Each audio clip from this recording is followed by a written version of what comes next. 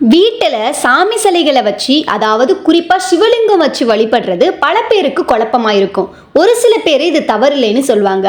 ஆனால் இன்னும் சில பேர் ஒழுங்கு விதிமுறை அவசியம்னு சொல்லுவாங்க. சிவலிங்கம் என்பது ஒரு அலங்கார பொருள் கிடையாது. தினந்தோறும் கவனிக்க வேண்டிய ஒரு புனித பொறுப்பான ஒரு பொருள்.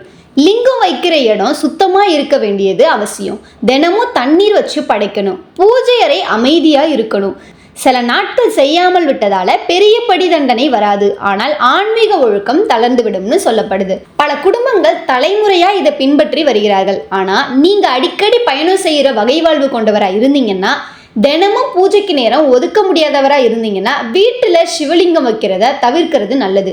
லிங்கம் தனியாவோ கவனிக்கப்படாம இருந்தா அதோட மரியாதை குறைவு அப்படின்னு சொல்லப்படுது. அதுக்கு பதிலா சிவபெருமானோட படத்தை வச்சு நீங்க வழிபடுறது நல்லது.